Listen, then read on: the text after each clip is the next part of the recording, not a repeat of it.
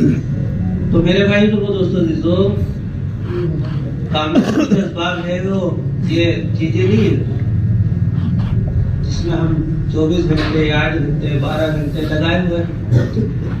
बहुत कम मेहनत में साहबा ने 23 साल में पूरी दुनिया को सैराब कर दिया। दिन से पूरी दुनिया मुसख्खर होकर की जूतियां मांगी।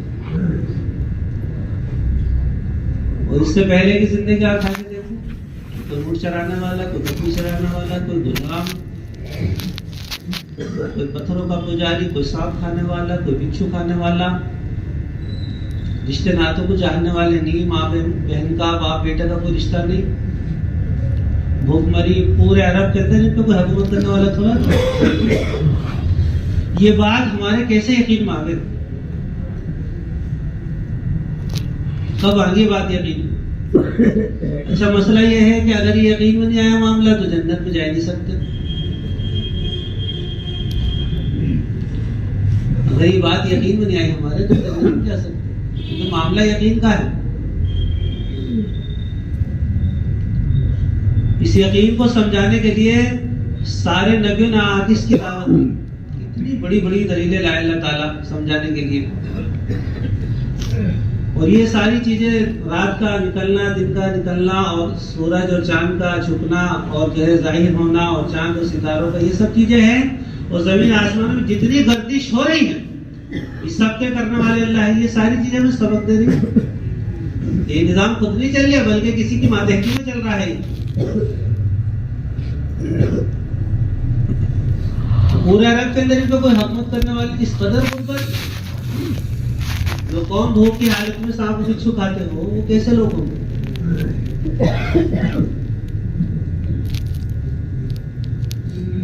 और अब तो यह हो रहा मेरे भाई दोस्तों को कि साहब माहौल ऐसा हो गया है, और ऐसी बेदीनी है, और ऐसी कारगुजारी है। सहाबा के सामने एक कारगुजारी आ गई थी बस, क्योंकि फला मुल्क के अंदर इत्तेदाद फैला हुआ है, तो निकले और चले गए, या तो शहीद हो गए या पूरी जिंदगी लगा दी। और अगर वहां से जो है फारिग हो गए, भाई इस्लाम पूरे तरीके से जमा हो गया यहाँ, अब क्या करना, तो वापसी मदीना में कर ली। हर एक का ये मकसद था, बूढ़े का, जवान का, औरत का, जी मर्द का, बच्चे का, हर एक का ये मकसद था। कोई और मकसद था ही नहीं। ऐसी जो है कंपनियां हो, ऐसी बिल्डिंग हो, ऐसे प्रोफेसर बनेंगे, ऐसे इंजीनियर बनेंगे। और इसे तो पूछा भी गया कि एक वक्त आप पे गुजरा है, मक्का छुटा आपसे, और आपको निकाल कर जो है मक्का से बाहर भेजा गया और सताया गया, कपड़े तक तार दिए गए, आपको जो है घसीटा गया, आग के शोलों को जलाकर हजरत खब्बाब रज़ी अल्लाह ऊपर रखा, उस पर बिछा दिया आग पर, और उस पर एक साहब खड़े हुए, और उस पर जो है ये खड़े रहे और ऊपर से कूदते रहे।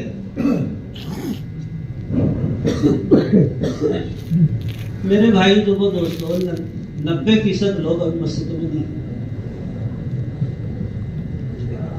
हम में से कोई इस बात को बर्दाश्त करेगा? जो साहब गुजार भाई, एक आदमी अपने घर का कोई मेंबर हो, बेटा हो, और वो किसी को जो है कत्ल करने जा रहा, क्या करेंगे? उसको रोकेंगे या नहीं? उसको रोकेंगे, उससे कहा जाएगा कि भाई देखो, अगर आपने ऐसा कदम उठा लिया तो आप भी परेशान हो जाएंगे, हम भी बेचैन हो जाएंगे, पूरा घराना, पूरा खानदान बेचैन, सारा खानदान, सारा घराना उसको रोकने की कोशिश करेगा ही नहीं। तो भाई आप ऐसा मत करो। क्यों जी भाई बताओ, रोकेंगे या नहीं रोकेंगे? तो भाई ऐसा मत करो, सब बेचैन हो जाएंगे। उसका डर है कि कहीं बेचैनी न रहे। सोचो तो सही, एक मुसलमान जान पूछ के नमाज छोड़ रहा है, 2 करोड़ 88 लाख बरस इसको जहन्नम में जाना है, इसको हम रोक क्यों नहीं रहे?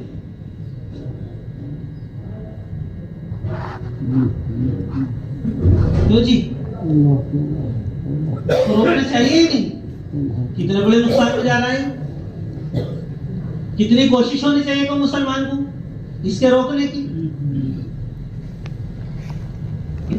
मेरे भाई लोगों दोस्तों, इधर तो जो है अंबिया और सहाबा में ऐसा पैदा हुआ था कि हर एक चीज का जो है कुर्बान करना आसान हो गया था। मक्का छूट गया, घर छूट गए, बच्चे छूट गए, बताओ कैसी मेहनत होगी। और फिर इनकी पिटाइयां हुई काम करते करते। आगे शोलों पे घसीटा जा रहा है, खोलते हुए पानी में इनको डाला, एक सहाबी को खोलते हुए पानी में डाला गया, दूसरे देख रहे उसको, फिर एक और डाला, पकौड़े की तरफ पड़ा गया। ये भी छोड़ो तुम कलमा, और ये जो मोहम्मद सल्लल्लाहु अलैहि वसल्लम का तुमने गीत गा रखा है ना, और ये तरीका कार तुम मोहम्मद सल्लल्लाहु अलैहि वसल्लम का, इसको छोड़ दो, सब दे देंगे हम तुम्हें। वो तरीका छुड़वाना चाह रहे थे कि आपका तरीका छोड़ दिया, आपकी मेहनत छोड़ दी जाए, और यहाँ तो भी कुछ भी नहीं है। इतने तरीके तो भी हमारी जिंदगी से छूटेगा आप सल्लल्लाहु अलैहि वसल्लम, कोई शक्ति नहीं है। अच्छा हम तरक्की ये समझ रहे हैं कि भाई चीजों में तरक्की है हमारी, बूढ़ा जवान हर एक मेहनत के मैदान में है, क्या हम अपनी तरक्की चीजों में समझ रहे। और हमारा रब जो सारे जहां का पालने वाला है, सारे जहां का बादशाह है, वो यूं कह रहे हैं कि नबी की एक सुन्नत में तरक्की है। क्या के अंदर तरक्की, सुन्नतों में, इन्हीं में बरकत मिलेंगे आपको। चाहे आप तिजारत के मॉल में हो, और चाहे आप अल्लाह के रास्ते में हो, चाहे आप इफरादी अमाल में हो, चाहे आप इज्तिमाई अमाल में हो, चाहे आप जो है गुलामी में हो, चाहे आप आका के अंदर हो, अगर आपके पास नबी का तरीका तो कामयाब है, और अगर आपका नबी का तरीका नहीं तो मैदान में भी नाकाम। अब देख लो, ये बात बिल्कुल साबित है सहाबा से कि जब भी कोई तरीका सहाबा से भूल चूक से आगे पीछे हुआ है, वहां सहाबा को शिकस्त खानी पड़ी। तिजारत में देख लो आप, इस्तंजे की सुन्नत में एक सहाबी से सुन्नत छूट गई, इस्तंजे की दुआ, जिन निकला जाहिर हुआ और इनको शहीद कर दिया, कत्ल कर दिया साहब। आप सोचो तो सही जरा, एक सुन्नत छूटने से इस्तंजे की। आपने रात को कहा साहबा से कि भाई रात में उठ के कोई शख्स जो है तन्हा ना जावे, तन्हा ना उठे। दो साहब उठे अलग अलग इस्तंजे के एतबार से, एक को तो जिनने गला घोट दिया काम, और दूसरे साहबी को हवा ऐसी तेज सारी हयात साहबा के अंदर है कि हवा उड़ा के एक पहाड़ी से दूसरी पहाड़ी पर डाल दे, बेहोश हो गिर गए। बस्ती वाले लाए इसको, उन्होंने कहा मैंने तो मना किया था। ये जो कहते हैं बाद में कि भाई दो साथी जावे बाहर मुलाकात के एतबार से, इफरादी तौर के एतबार से दो जावे, ये यहाँ से साबित है। याद कर रहे थे मेरे भाई को कि ये मुट्ठी भर सहाबा, इससे पहले इनकी जिंदगी कैसी थी, और फिर आप सल्लल्लाहु अलैहि वसल्लम पर मेहनत की तो इन पे ऐसा जो है एक फक्र और फाकर और तकलीफों का ऐसा भूचाल आया और ऐसा सैलाब आया कि सब टूट के जा पड़ा, लुट गया, कुछ भी नहीं बचा इसमें। यहाँ तक के बाज इस हालत में आए कि वासिला बिन अस्कर रज़ियल्लाहु अन्हु कहते हैं कि 70-72 साहब ऐसे थे, क्या मेहनत की और किस अंदाज मेहनत की साहब ने, और हम पे सब कुछ है। तो कह रहे वासिला बिन अस्कर रज़ियल्लाहु ताला अन्हु ये सुफ़ा पे जो बैठते थे, चबूतरा जो सुफ़ा पे है, कलीमुद्दीन भाई ना चबूतरा में माशाल्लाह तालीम करी आज के जमाने में, अच्छी सी बात भी बोली हमारे कलीमुद्दीन भाई ने, अल्लाह ने काम लिया। ये कहना चाह रहे थे वासिला बिन अस्कर रज़ियल्लाहु अन्हु कहते हैं कि ऐसी गुर्बत का हाल था और ऐसी तंगी से निकल गए थे दावत के मैदान में, और ऐसा मैं काम कर, अच्छा इन्हीं में तकाजा दिया जा रहा, 11 दिन हो गए, 10 दिन हो गए, 8 दिन हो गए, फाके हैं, कैसे कुछ आ गया तो उधर से दे दिया, नहीं है तो बस फाकों में फाके। और बाद में अक्सर रोजे से रहते थे, कैसा मुजाहिद, इनको तमन्ना नहीं थी घर की, इनको तमन्ना नहीं थी बीवी बच्चों की, इनको तमन्ना नहीं थी कि हमारी गुर्बतें दूर हो जाए, हमारे फक्र फाके दूर हो जाए, हमारी तकलीफें दूर हो जाए, छोटा मोटा हमारा मकान हो जाए। तो सब बताओ जी, तो बहन की नीचे सुन रहे बात, ये बात हमसे पूछी जाएगी रमजान के दिन, ये पूछी जाएगी, अल्लाह के सामने खड़े होंगे नहीं होंगे हम, अल्लाह पूछेंगे मेरा दीन लूट रहा था, मेरे नबी का तरीका लूट रहा था, तुम तरतीबें बना देते हो। बताओ क्या मौका है, किस साथी पे हम पे, किस पे 8 घंटे नहीं, किस पे 2.5 घंटे नहीं, सब पे है।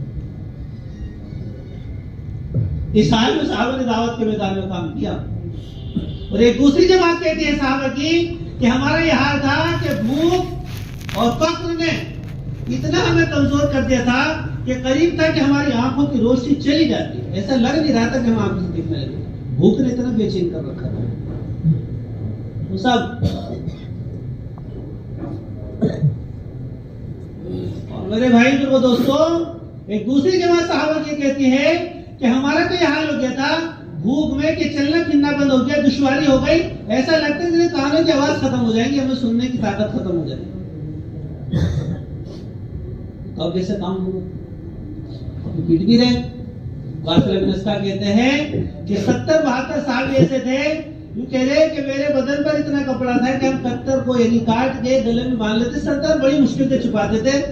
मेरी कमर पर धूल और मिट्टी की डोले जुड़ जाती थी, पानी में सर नहीं होता था। सब कुछ हमारे पास असबाब है, काम हमारे सामने, मैदान हमारे सामने लगा दो। क्यों जी लगाना चाहिए नहीं? अल्लाह ने मौका दिया है, कितना बढ़िया मौका है।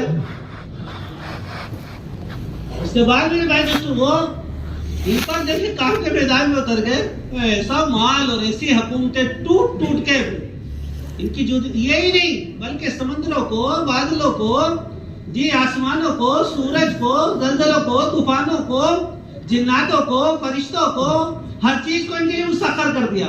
निजाम कायनात इनकी जूतियों में डाल दिया, निजाम कायनात इनकी जूतियों में डाल दिया। हाथ उठाओ तो पानी का डोल आ रहा आसमानों से, आज हाथ उठाओ तो बादल बन के आ रहे, आवाज लगा रहे सूरज को तो सूरज रुक रिया। सोई अबू रिहाना से पानी के अंदर गिरे, कश्ती में अपनी जो है उंगली सीधे, कोपिया सीधे, सुई गिर गई हवा के झोंके से, अल्लाह मेरी सुई गिर गई, सुई पानी को ऊपर फेंक गई। निजाम कायनात अफ्रीका के जंगलों में हजरत नाफे रजी अल्लाह ताला गालिबन एक हवा लगा रहे, सारा जंगल खाली, 707 जंगल खाली नहीं होता। वो अभी छोड़ो, मोहम्मद सल्लल्लाहु अलैहि वसल्लम का, मोहम्मद सल्लल्लाहु अलैहि वसल्लम क्या गुलाम है, इसको छोड़, यहाँ से इस जंगल को खाली करो, यहाँ बस्ती बसानी, मस्जिद कायम करनी है। 3 दिन में सारा जंगल खाली। भेड़िए रहम नहीं कर रहे, शेर रहम नहीं कर रहे। क्या चीज थी भाई दोस्तों? कितनी मशीनों पे, कितने साइंस पे मेहनत करी थी, कितनी दुनिया मेहनत करी थी, बस एक मेहनत करी थी, ला इलाहा इल्लल्लाह, किसी से कुछ भी नहीं होता, करने वाले अल्लाह, इस पर मेहनत की थी। हर एक इसका तारुफ करा रहा था। हम तो तारुफ चीजों का, बाबों का, कपड़ों का, कंपनियों का, जी इसका तारुफ है। साहबा अल्लाह का तारुफ है। यहाँ तक कि साहबे तो औलाद साहबा को अल्लाह का तारुफ करा रहे। हजरत हसन रज़ी अल्लाह तआला अन्हु, हजरत अली रज़ी अल्लाह बहुत बड़े कि आप सोचते थे किससे प्यार करते हैं? तो आपसे प्यार करते हैं, तो आप तो खयानत कर रहे, बेटा कह रहा आप खयानत कर रहे। ऐसी तालीम घर की कि सबसे ज्यादा प्यार के लायक अल्लाह है।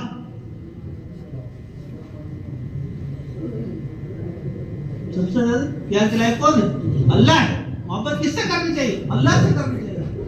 और हजरत अली का क्या हाल था? इनके बारे में साहब पूछा कि हजरत अली कैसे थे, कि वो अल्लाह के सामने ऐसे रोते थे, रात को ऐसे रोते थे, अल्लाह से इतनी मेहनत दावत के मैदान में, फक्र फाके बर्दाश्त के, बीवी बच्चों को छोड़ दिया, और अल्लाह के सामने आजिज़ी का यह हाल था, और खौफ और डर, और अल्लाह के पास जाने का इतना खौफ नहीं जाता हजरत अली के कि रात को अल्लाह के सामने ऐसे रोते थे जैसे जहरीले सांप ने इनको डस लिया, उसके दर्द से बेचैन होती, ऐसे हजरत अली अल्लाह के सामने रोते थे। क्या नवाज सुन लो, अल्लाह के नबी, मैं इल्म का शहर हूं, अली इसका दरवाजा है। वो क्या कह रहे कि हजरत अली रज़ी अल्लाह अन्हु हुजूर ने फरमाया कि अली तू मेरे लिए ऐसा है जैसे मूसा के लिए हारून। बस फर्क ये है कि मेरे बाद कोई नबी नहीं, हारून के बाद नबी थे। वो अल्लाह के सामने रो रहे, और अपनी कब्र अल्लाह के रास्ते में खुदवा रहे। हुजूर के दामाद, हुजूर के भाई, और सहाबा से कह रहे कि जैसे मैं तुम्हारा आका, ऐसे अली भी तुम्हारा आका है। क्या बात है। फिर दावत के मैदान में चीजें मुसख्खर कर दी, और लिबास बिल्कुल सादा, हुकूम दे देगी, सारी जिंदगी एकदम। हजरत उमर रज़ी अल्लाह हुकूमत है और 17 पेमन लग गए कपड़ों से, जो कपड़े पहन रखे 17 पेमन, इतनी सादगी। ईमान इस मयार का इनका पहुंच गया था मेरे भाई दोस्तों को कि अपना आप को इंसान मांगने के लिए तैयार नहीं था। यूं कहते अल्लाह मेरा, अल्लाह मुझे तो जानवर बना देता, कोई हिसाब लो कितना डर था। टाइम हो गया, क्या करें बताओ। तुम कहते हैं हजरत उमर रज़ी अल्लाह अन्हु साहबी, एक तो बात मुझे आप जरा अर्ज करनी है कि बाद मौके पे शैतान हमारे दिलों में बात डाल देता है कि भाई ये कुरान ऐसे है, ये आगे बैठते ही तकाजे लेते हैं।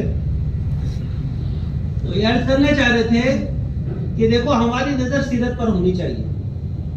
अगर हमारी नजर सीरत पर नहीं है तो हम काम करते करते बदगुमान हो जाएंगे। इसलिए हमारे हजरत जी निजामुद्दीन भी सारी दुनिया के अमीर है, जो सारी दुनिया का मरकज है, जहाँ से अल्लाह ताला तमाम दीन के तकाज़ों को पूरा फरमा रहे। तो वो कहते हैं, फरमाते हैं कि है साहबा का मुताला करो। हजरत अबू बकर रज़ियल्लाहु अन्हु मैदान में ऐसे दावत थे कि हुजूर अकरम सल्लल्लाहु अलैहि वसल्लम के लिए खास जगह, यानी आपके बिल्कुल करीब एक खास जगह इनके लिए मुतय्यन की गई थी बैठने की। उस जगह पे अबू बकर बैठते थे, कोई दूसरा नहीं बैठता। काम के मैदान में थे, कुर्बानियां थी, पहले दर्जे के साहबी थे। इतना जरूर था कि जब कोई हुजूर अकरम सल्लल्लाहु अलैहि वसल्लम के जैसे चचा हजरत अब्बास से जब आते थे तो हजरत अबू बकर उस जगह को छोड़ते थे। और पता है क्या कहते, इस बात कहते थे आप सल्लल्लाहु अलैहि वसल्लम जब देखते थे कि अबू बकर ने अपनी जगह छोड़कर मेरे चचा को बिठा दिया तो कहते थे फजीलत वाले ही फजीलत वालों को जानते हैं, फजीलत वाले ही फजीलत वालों का इकराम करते हैं। हजरत अली रज़ी अल्लाह ताला आए तो आपने देखा कि आप बयान में आप बैठे हुए हैं मशवरे के अंदर, तो साथी ने देखा भी क्या करे, तो एक साथी ने जो है हजरत अली के लिए एकदम जगह बने और एकदम बैठे, आप यहाँ आइए, आगे आइए, तशरीफ ले। उनके लिए भी हुजूर सल्लल्लाहु अलैहि वसल्लम ने यही तारीफ बयान की कि फजीलत वाले ही फजीलत वालों का इकराम करते हैं, फजीलत जानते हैं। और अपने साथियों को कैसे मनाते थे दौरे सहाबा के अंदर कि अगर कोई साथी नाराज होता था, हम बोलते थे अबू बकर रज़ियल्लाहु अन्हु के अंदर एक जरा सी बात सी बढ़ गई, बहुत तेज डाटा हजरत अबू बकर ने। कितना तेज डाटा, बहुत तेज डाटा अबू बकर ने। तो फिर कहने लगे जब गुस्सा थोड़ा सा अपनी तेजी खत्म हो गई तो अबू बकर ने कहा उमर मेरे लिए इस्तिग़फ़ार पढ़ दे, उमर मेरे लिए इस्तिग़फ़ार पढ़ दे, उमर तू मेरे लिए इस्तिग़फ़ार पढ़ दे, और अगर तू ऐसा नहीं करेगा तो मैं हुजूर से जाकर शिकायत करूंगा। फिर जब आए और कहा कि अल्लाह के नबी मैंने बड़ी जास्ती की है हजरत उमर के लिए और मुझसे बड़े ऐसे अल्फाज कह दिया, मैंने इस्तिग़फ़ार कर दे, उसने मेरे लिए इस्तिग़फ़ार नहीं पढ़ा, रो के चीख निकल गई हजरत उमर की और यूं कहने लगे अल्लाह के नबी जितनी बार इन्होंने मुझसे इस्तिग़फ़ार कहा मैंने उतनी बार आहिस्ते से जवाब दिया, अल्लाह अबू बकर को माफ फरमा दे, अबू बकर को माफ फरमा दे। ऐसी मोहब्बत के साथ हजरत साद रज़ियल्लाहु अन्हु का फैसला आया, कौम का फैसला ये करेंगे, दुआ मांगेंगे जिससे पहले मेरा जो जख्म है अल्लाह के रास्ते में जख्म हो गए तो ठीक हो जाए, फैसला करने के मेरा फैसला क्या बात थी हुजूर के दीन के लिए, अपने घराने, अपने कुंबे को, अपनी बिरादरी के लोग को, अपने कबीलों के लिए कि मेरा ये फैसला है। खानदान के लोग खुश थे कि फैसला साथ हमारे हक में करेंगे, तो क्या करे, मेरा फैसला ये है कि तुम्हारे जवानों को कत्ल कर दिया जाए। तो मेरे भाई दोस्तों को अभी कोई जरा सा रिश्तेदारी का तकाजा आ जाए, कोई तकाजा आ जाए तो दावत के तकाजों को छोड़ देंगे। मेरा एक फैसला है। उसके बाद मेरे भाई दोस्तों इनका जख्म फूटा घर पे, हुजूर सल्लल्लाहु अलैहि वसल्लम को पता चला अपने साथी से कैसे मोहब्बत करनी चाहिए कि साद रज़ियल्लाहु अन्हु का जख्म फूट चुका है और बीमार है। आप सल्लल्लाहु अलैहि वसल्लम गए और आपने हजरत साद को सीने से लगाया और खून के फव्वारे है तो साहबा के अंदर दूसरे बाब के अंदर कि आपके चेहरे पे उनका खून के फव्वारे यानी खून टपक रहा था, वो साहबा ऐसे खींच रहे थे आप सल्लल्लाहु अलैहि वसल्लम को, ऐसे खींच रहे थे कि अल्लाह के नबी ज्यादा न चिपटे, कभी सारे कपड़े आपका खून में तर हो जाए। और जैसे जैसे साहबा खींच रहे थे पीछे वैसे वैसे साहब को ऐसे ऐसे ऐसे ऐसे करके चिपट गए और आपकी गोद में इंतकाल।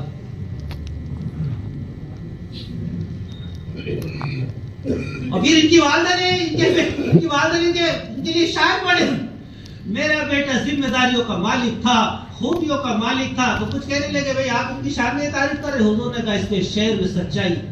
साहब ऐसे ही थे जो अपने काम में बड़े जिम्मेदार, जिस काम की जिम्मेदारी दी जाती थी उसको पूरा करते। मेरे भाई दोस्तों को यहाँ से तो हमें जिम्मेदारियां मिल रही, उन जिम्मेदारियों को पूरा करना है हमारा काम, ये हमारा काम, ये हमें करना है। हमें अपने सारे काम को सीरत पर लाना है, अपने सारे काम को सीरत पर लाना है। एक घोड़ा अबू बकर रज़ियल्लाहु अन्हु को पेश किया गया। एक साहब कहने लगे कि ये घोड़ा मुझे दे दो। हजरत अबू बकर रज़ियल्लाहु अन्हु ने कहा कि ये घोड़ा ऐसे नौजवान को दो जो घोड़े चलाने का तजर्बा न रखता हो। उस साहब को इतना गुस्सा आया, कहने लगा तुम मुझसे और तुम्हारे बाप से क्या घोड़ा चलाने जानता हूँ। हजरत मुगीरा बिन शुबा रज़ियल्लाहु अन्हु बैठे हुए थे, इनकी गुद्दी पकड़ी, इनका सर पकड़ा, घसीटने लगे। तेरे ऐसा घसीटा मैंने उसको, ऐसा घसीटा कि उसकी नाक से खून ऐसा चल रहा था जैसे बड़े मस्जिद से पानी चल। तुमने हमारे मोहम्मद सल्लल्लाहु अलैहि वसल्लम के खलीफा को पहले नंबर के ऐसे अल्फाज बोले। और फिर कहने लगे कि मुझे डर था कि अंसार से अबू बकर बदला दिलवाएंगे। अंसार की तमन्ना थी कि बदला दिलवाए, अबू बकर ने कहा नहीं, बदला नहीं दिया, ने साथी कदर करेंगे। फातिमा से जरा सी उकसूक हो गई। हजरत अबू बकर रज़ियल्लाहु अन्हु बीमार है, इंतकाल का वक्त करीब है। अबू बकर करे अली मैं फातिमा से माजरत चाहता हूँ। हजरत अली रज़ियल्लाहु ताला ने कहा कि फातिमा अबू बकर आना चाहते हैं, तो क्या करें, क्या बीवी होगी, क्या मेहनत होगी। कह रही आपकी क्या मर्जी है, आपकी क्या मर्जी है, आप क्या चाहते हैं। अबू बकर को बुला ले घर में, अबू बकर को बुला ले घर में। कहा फातिमा अबू बकर को बुला ले। इतने बड़े सहाबी और फातिमा को मनाना है और कह रहे तुम नबी की बेटी हो, तुम अली की बीवी हो, तुम हसन हुसैन की वालदा हो, तुम सखी हो, तुम माफ करने वाले हो, तुम बड़े सरदार हो, तो हम माफ कर दो। इतना मनाया हयात साहब के अंदर। फातिमा ने कहा अबू बकर मैंने तुम्हें माफ कर, मैंने तुम्हें माफ कर। ऐसे साथ को मनाते इसलिए मेरे भाई को दोस्तों हमें अल्लाह ने काम दिया है कि जब तक हम मकान पे है अपने कामों को बढ़ावे, 8 घंटे पे 24 घंटे पे अपनी मस्जिदों को लावे। तुम अपने कामों से फारिग होके, अपनी तिजारत से फारिग होके, कभी आपको तिजारत से हटाया जाएगा, कभी आप फारिग होंगे, अपनी मस्जिदों को चिमटे रहे इज्तिमाइयत के साथ। और हमारे सामने कोई मेयार ना हो, हमारे सामने कोई कासिद ना हो। कासिद तो वही खबर जितने भी थे बयान करने वाले, काम में चले हुए, तो कासिद है। मेयार हमारे नबी, मेयार कौन है, हमारे नबी और सहाबा है। हम सहाबा को देख करके चले गए। मेरे दोस्तों को बहुत ज्यादा कुर्बानी को बहुत छोटी सी समझे, हमने कुछ भी नहीं दिया। हमारा रोना धोना बढ़ जाओ, हम अल्लाह के सामने हाजिर किसानी कर रहे हो, उम्मत के लिए रो रहे हो, हमारी बेचैनी बढ़ी। उम्मत ने दाढ़ी रखनी छोड़ दी, उम्मत ने लिबास तार दिया, उम्मत के सर से पर्दे तार दिया, उम्मत ने जो है अपनी टखनों को ढक दिया, उम्मत देरों का तरीका अपने बिजनेस में लिया। ये रोने की बात नहीं है। जिस तरीके को साहबा ने सब कुछ मिटा दिया, अपना हुजूर ने सब कुछ मिटा दिया और अपना तरीका जमीन पर रहे, वो तरीका जमीन से मिटता जा रहा है। कितनी बेचैनियां होनी चाहिए, कितना रोना चाहिए अल्लाह के सामने। रोने की बात नहीं है। जैसे किसी के यहाँ कोई वाहिद बेटा हो और उसका इंतकाल हो, उसके घर में जो गमगीन रहता है और रोना धोना करता है, ऐसा हमें उम्मत के लिए रोना चाहिए। तहज्जुद को पाबंद बने, तहज्जुद के पाबंद, शाह शबाबीन के पाबंद, मिसवाक के पाबंद, एक सुन्नतों के पाबंद बने। और जब हमारे लिए कोई हुक्म आवे, यहाँ से कोई तकाजा मिले, लब्बैक हम तैयार है, हाल के अल्लाह मालिक है हमारे घर का, हमारे खालिक मालिक, हमारे घर के देखने वाले अल्लाह है। कौन है देखने वाले? अल्लाह। हमारी बीवी बच्चों को देखने वाले अल्लाह। जब हम नहीं रहेंगे जब भी अल्लाह देखे। कर लोगे ऐसा? ठीक है ना इंशाअल्लाह। 4 महीने की सारे हजरात नियत करें, जो दराज के मुल्कों पे इंशाअल्लाह 5 मांगी और यहाँ मुकाम पे रह करके अगले हफ्ते अपनी सारी शब्दारी को आप हजरात के काम अपने जहन में इंफरादी तौर पर, इज्तिमाई तौर पर एक साथी का जहन बना करके यहाँ मरकज में लाओ, उसको काम दिलाओ। हमसे यहाँ की फिक्रों के अंदर वो जहन मुंतकिल हो जाए, फिक्रों के अंदर जम जाए। करोगे इंशाअल्लाह? लाओगे सारे अपनी मस्जिदों को इंशाअल्लाह।